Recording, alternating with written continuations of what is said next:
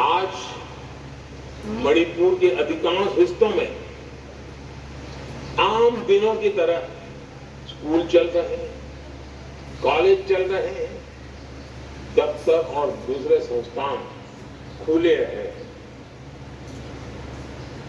आदरणीय सभापति जी, मणिपुर में भी जैसे देश के अन्य भागों में परीक्षाएं हुई, वहां भी परीक्षाएं हुई है और बच्चों का अपनी विकास यात्रा जारी रखी।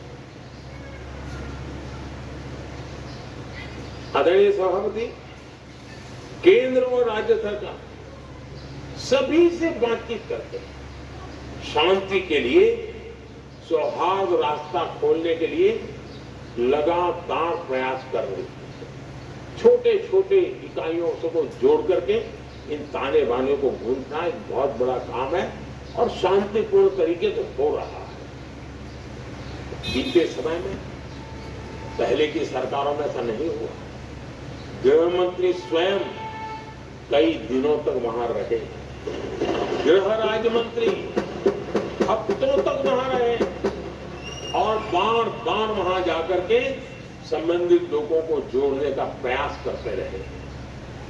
आदरणीय सभापति जी, पॉलिटिकल लीडरशिप तो है ही, लेकिन सरकार के सभी वरिष्ठ अधिकारी जिसका जिसका इन काम से संबंध है, वे लगातार वहां फिजिकल जाते हैं, लगातार वहां संपर्क में रहते हैं और समस्या के समाधान के लिए हर प्रकार से प्रयासों को बल दिया जा रहा है। आदरणीय सभापति जी, इस समय मणिपुर में बाढ़ का भी संकट चल रहा है और केंद्र सरकार राज्य सरकार के साथ मिलकर के पूरा सहयोग कर रही है। आज ही एनडीआरएफ की 2 टीमें वहां पहुंची है।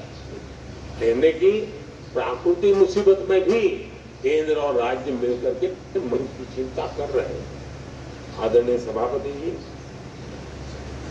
हम सभी को राजनीति से ऊपर उठकर वहां की स्थिति को सामान्य बनाने में सहयोग करना चाहिए।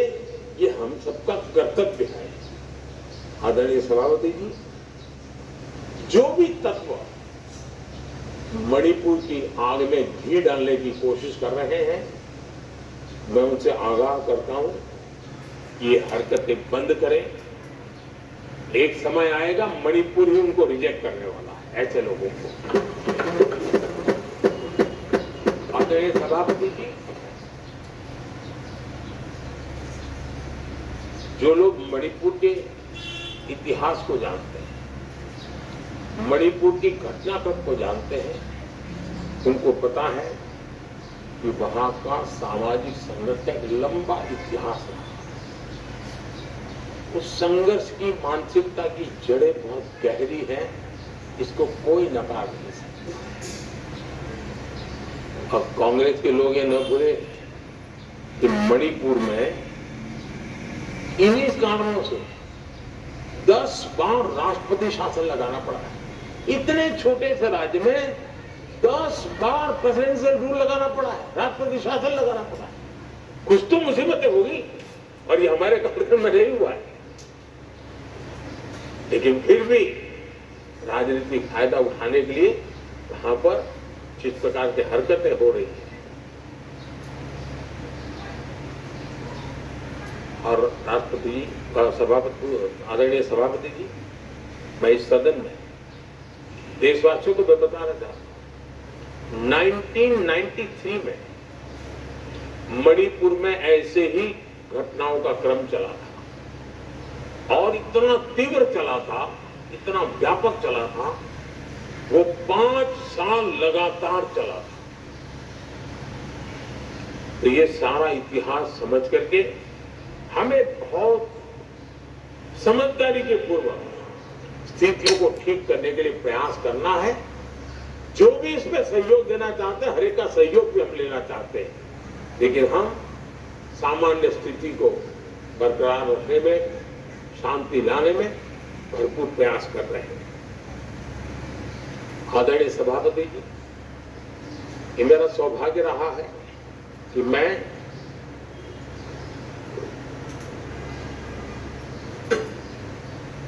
प्रधानमंत्री प्रधान सेवक के रूप में यहां आया, उसके पहले लंबे अरसे तक मुझे मुख्यमंत्री के रूप में सेवा करने का अवसर मिला।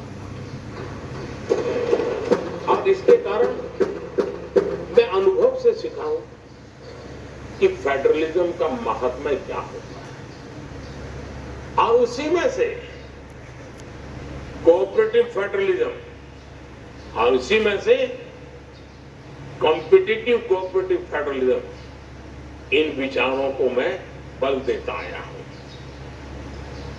और इसीलिए जब G20 समिट हुई तो हम दिल्ली में कर सकते थे,